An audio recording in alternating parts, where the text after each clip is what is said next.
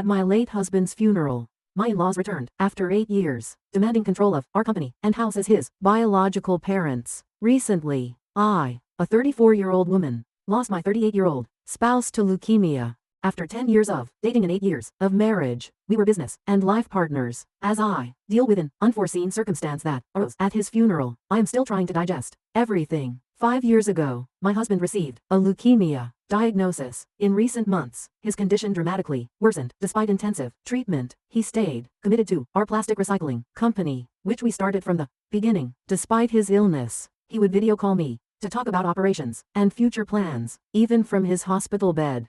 He was committed and progressive all the way to the end, and that was simply who he was. His funeral last week was where the real trouble started. I was surprised to see my brother-in-law, 40, and my in-laws, both 65 there, after a major falling out over our business endeavor. They had not spoken to us for 8 years. They had consistently given preference to my brother-in-law, treating my husband as though he were somehow less deserving of their care and assistance. They made a concerted effort to dissuade my husband when we first started our firm, saying he was simply mimicking his brother, who had announced a similar initiative. However, this was after we had already completed our market research and started establishing our business. I remained calm and kept my distance from them during the funeral service, but when the majority of people had left, my in-laws came up to me and said they had important things to talk about. At first, people tried to seem understanding by offering their sympathies and inquiring about my husband's last days. I responded succinctly, recalling that they were aware of his health but never paid him a visit during his illness. Then their real motivations became apparent. They began discussing proper inheritance and family responsibilities. To my surprise, they insisted that I give them full control of our company, saying that my brother-in-law could help them run it more effectively.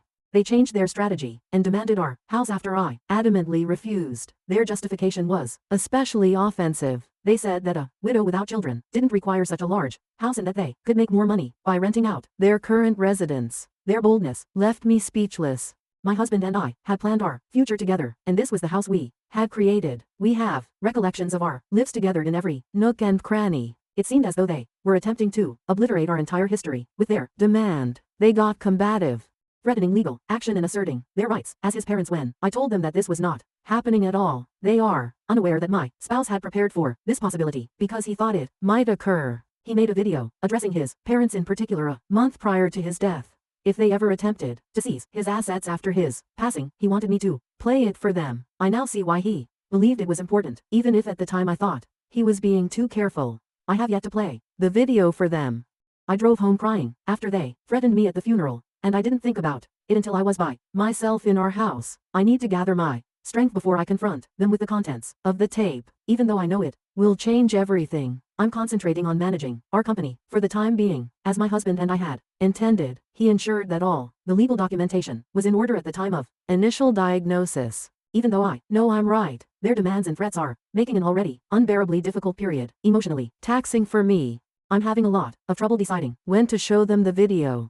A part of me is eager to get it over with, and another part of me wants to wait until they really attempt to file a lawsuit. In any case, I am aware that this is not yet finished. My in-law's treatment of my spouse throughout his life is painfully recalled by the current circumstance. I observed the glaring disparity in their boys when we initially began dating in our mid-20s. Despite his troubles with alcohol and his incapacity to maintain a job, they believed that my brother-in-law could do no wrong. My husband, on the other hand, who put in a great deal of effort at work and always attempted to support his family, was only criticized and dismissed. The last straw for me was a specific Christmas dinner almost 8 years ago. Instead of celebrating the fact that we had just landed our first significant contract for our recycling firm, my in-laws spent the entire evening disparaging our endeavor in comparison to my brother-in-law's comparable business concept. It's important to note that after learning of our achievement, he quickly came up with his strategy. A furious dispute broke out during the dinner when my father-in-law said my husband was overly ambitious and needed to know his place. We didn't really communicate with them again after that. My husband finally understood that their toxic behavior would never change, even though he had always sought their praise. Despite my advice to advocate for himself, their total absence during my husband's illness is what makes their current actions even more egregious. We didn't deliberately conceal his leukemia diagnosis from them. Even though they must have been aware of how bad his situation was, they never once inquired about it, sought out, or expressed any desire in getting back together. even though the news had traveled through family connections, and they lived in the same city. Over the past 5 years, we have solely concentrated on expanding our company and helping one another. During his treatment, 3 states had taken notice of our plastic recycling firm, and we were even highlighted in a number of environmental business periodicals. Even on his hardest days in the hospital, my husband would light up when we discussed our most recent projects or our goals for future growth because he was so pleased with what we had created together. His final month of life was especially challenging. When he realized he was running out of time, he started organizing things very methodically. He recorded that video message for his parents, reorganized all of our business records, and revised his will. I recall the day he took the recording. Despite being in his hospital room, he insisted on wearing his favorite business outfit because he was having one of his best days. He handled things with remarkable composure, far more so than I did. He warned me that day, they'll try to take everything we built, not because they need it, but because they never believed in me. Within ourselves, they will want to demonstrate that they were correct all along. He forced me to make a commitment to maintain my ground and defend the things we had created together, including our shared dream, as well as our worldly possessions. I've only seen the video message he taped that day once, but it's really impactful. He talks about all the years of partiality, the contemptuous remarks, and the occasions when they choose to believe in his brother rather than him. But in its clarity, it is painful, honest and unvarnished. It is neither furious nor bitter. He also talks about me, how everything we created together was intended to remain just that, ours, and how I was ultimately the only family he truly had. I received a string of progressively hostile texts from my in-laws the day following the altercation at the burial. They asserted that they were morally entitled to his legacy since they were his parents, totally ignoring their own part in the alienation. They even implied that I had somehow coerced their son into removing them from his life. I had stolen their son and was stealing his legacy, and their most recent mail threatened to expose this. My spouse had painstakingly documented everything, which made their threats all the more ridiculous. Every significant choice pertaining to our company was decided upon collaboratively and documented appropriately. All of our accomplishments were the result of years of diligence, forethought, and commitment, exactly the traits his parents had disregarded in him all of his childhood. I came upon a picture from our first business meeting last night while perusing some old pictures at his home office. Sitting at our small leased office space with our first recycling machine, we were so youthful and full of hope. My husband's parents had refused to assist, claiming it was a silly dream, so he had taken out a personal loan to purchase that equipment. By transforming that one machine into a cutting-edge operation with more than 50 employees, we disproved their claims. He had preserved some old emails, including ones from his parents, which I also found. It was like their relationship fall apart in slow motion as you read through them.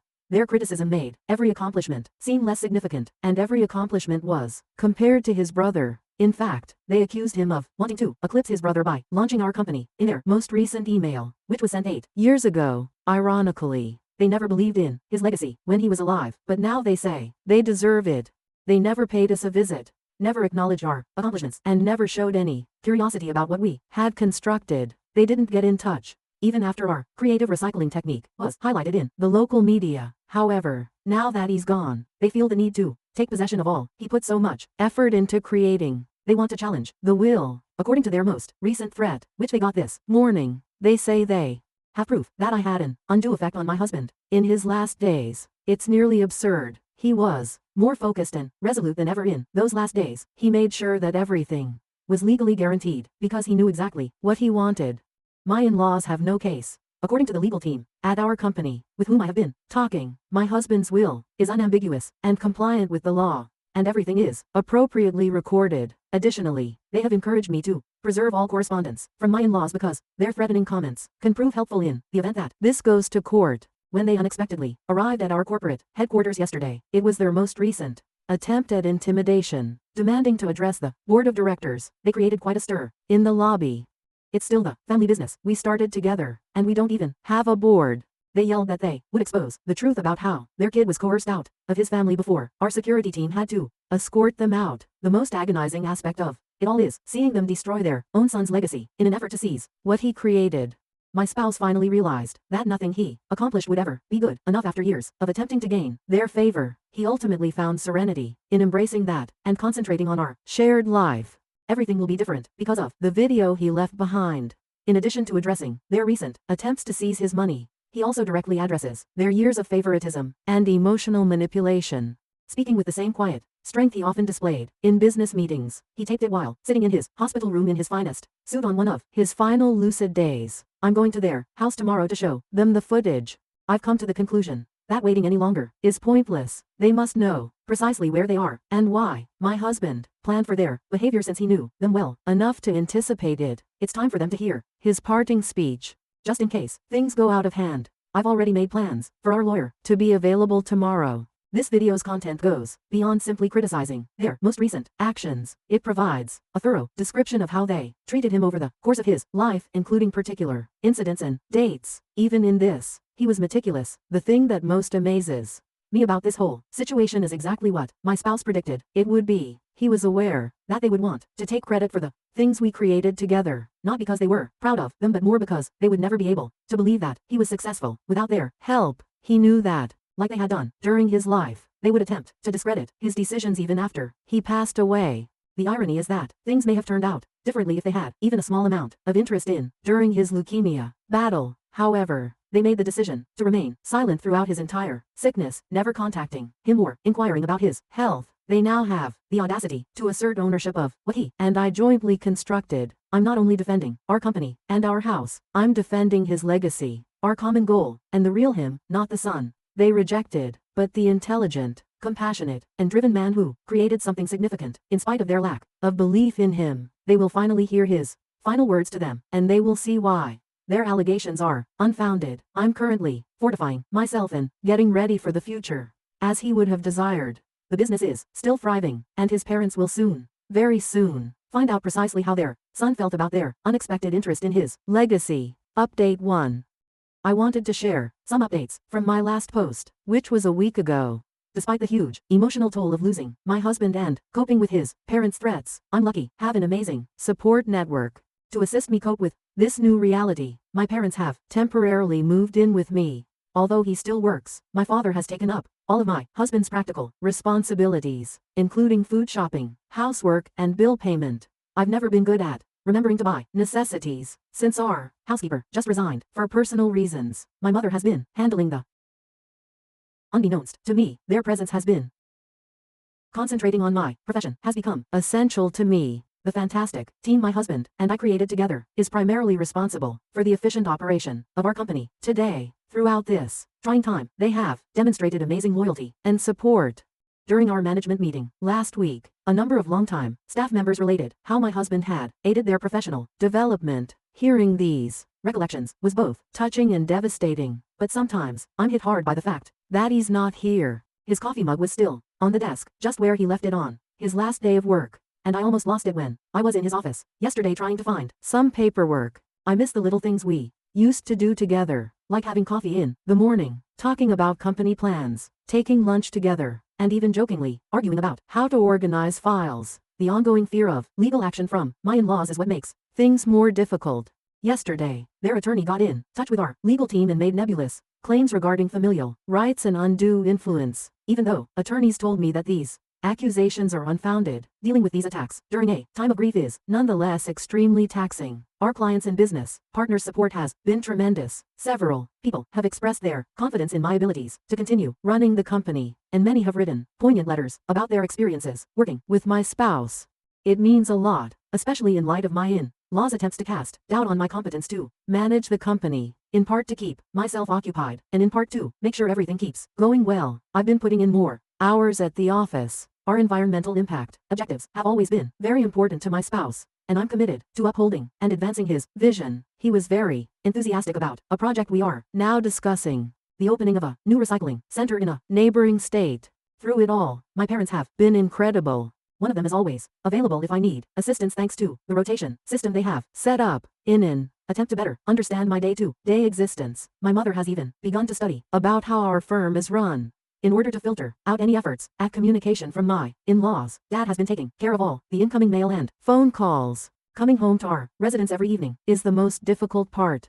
Every room has memories, and without him, it can feel impossible at times. However, I'm making an effort to put more emphasis on my appreciation for the 10 years we had together than on the future we lost. Grief is the cost of love, as my mother always reminds me, and my spouse was worth every cry. Update 2.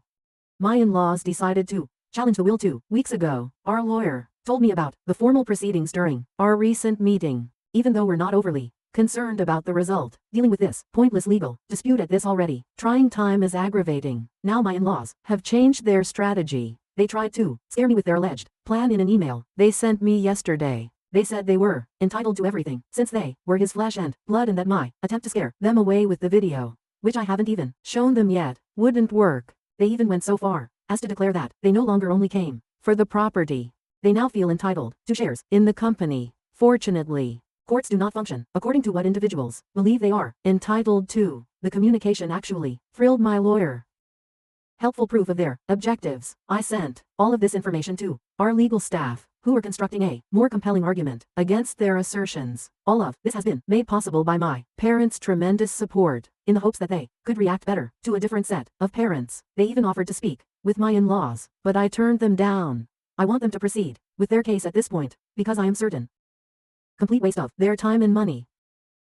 I desire, given their actions. The last several weeks have been hectic, with a steady flow of people coming to see how I'm doing or to express condolences since they were unable to make it to the service. I've hardly had time to think about my own emotions because I've been so busy taking care of business and entertaining myself. However, I nearly lost it the other day while I was in my husband's office trying to find some documents pertaining to my job. I only hoped I could speak to him again to express my love and miss him, because I could picture him there so vividly. My top priority right now is making sure our company keeps growing. I am aware that he would have preferred that. His drive has inspired me to put in effort, even on the most difficult days. By his vision for the success of our business, with all the paperwork my husband left behind, our legal team is confident in our position. Responses to any possible allegations of undue influence or family rights have already been drafted. Everyone involved in the issue understands the irony of my in-laws attempting to assert any rights after 8 years of total silence. It's touching to see how many lives my husband affected, and my mother has taken to arranging all of the messages and condolence cards we've received. His honesty and inventiveness in the field have been documented by colleagues, business associates. Present attempts to portray him as someone who was coerced out of his family are in sharp contrast to these testimonies. The most challenging aspect is keeping my cool during this entire ordeal. Another threatening email from my in-laws are just the agony of missing him. There are fresh hurdles every day, but I'm committed to created together, not only for me, but also for his legacy. Our senior management team and tomorrow to talk about our expansion plans, which my husband was really looking forward to before he became ill. These legal obstacles, it feels good to be pursuing his aspirations. I plan. The best form of retaliation is success. Update 3. 2 weeks have passed since my in-laws challenged the will, and yesterday something. Brother-in-law, of all people, sent me a note. I was taken aback, because we have absolutely. And it seemed brave of him to get in touch. Parents are doing. We're absolutely not on terms where we can text each other casually, and we've never been very close. He texted me to ask if he could come over to my house. Something compelled me to give it a shot, even though my first reaction was to decline and block his phone. I felt it had something to do with my in-laws, and I had a gut sense this might be significant. I also agreed to meet him because my parents would be home. He brought flowers and offered his condolences, explaining that the circumstances with his parents had prevented him from during the burial. This wasn't the kind of behavior I expected. By how considerate it was, he had always struck me as being rather noisy and conceited in our past encounters at. Even more unexpectedly, he no longer had the same alcoholic odor as he had years before. His performance appeared to have been thoroughly cleaned up. He rambled on for. He was there to inform me that his parents intended to discredit me, and it would not be a pleasant experience. They were making up a story about how I was now rejecting their assertion that my husband had borrowed money from them to launch our company. Lies on social media, as they were unable, due to the lack of a legally binding contract. I couldn't understand why they believed it would work because it was such. But I was glad he came to alert me so I could take preventative action. Then he revealed something more intimate. He had been trying to improve himself over the last few years and had made multiple attempts to get in touch with us, but he lacked the bravery to do so after mistreating his brother. He knew it was too late, but now he was here to make amends for everything. I was totally unprepared. When he actually began to cry, he was comforted by who was there and prepared him a cup of tea to help him relax. that everything would be all right and that I was certain his brother would have valued his gesture when he eventually left. He felt somewhat better as a result of this. In all honesty, I don't believe he was responsible for most of what transpired. Both of his children were let down by their parents by treating him as the golden child. They believed they were doing him a favor, but in the end, they did neither of their kids any favors and instead spoiled him. For them both, they were entitled to better. My viewpoint on this whole situation has changed as a result of my brother-in-law's visit. Both boys were obviously impacted by the poisonous familial dynamics, albeit in different. Now starting to.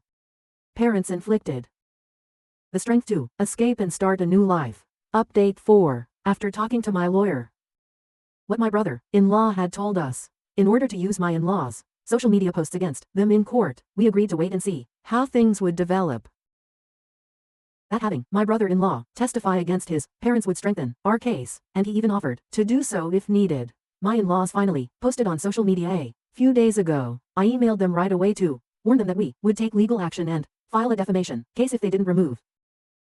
They probably didn't anticipate such a prompt and stern reaction. When I told them that their own son was now on our side, it probably didn't boost their confidence. Almost instantly, they removed the message, but they insisted in their reply that they would take everything away from me. Their actions have now become nearly monotonous. I blocked their email address and they can do whatever they want, but now that my brother-in-law, their lone possible ally, is no longer on their side, they will need that luck.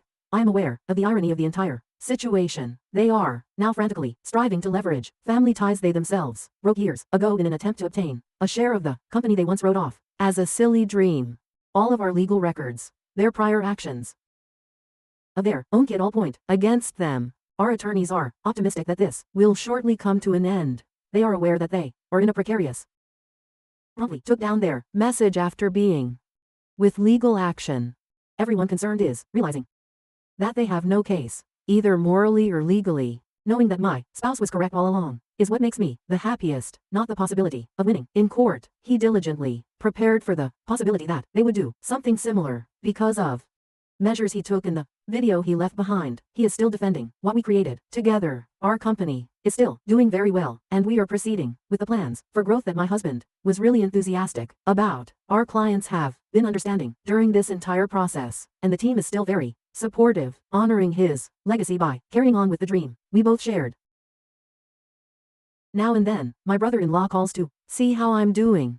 Our family dynamics have changed in a little but significant way. It's never too late for people to own up to their mistakes and make an effort to improve, even though it's too late to save certain relationships. My husband has always had that belief, and I'm beginning to understand why. I'm aware that I still have difficult days ahead of me, both personally and professionally, but I am also ready for whatever comes next. That was my husband's responsibility, and I plan to honor him by preserving and expanding everything we created together.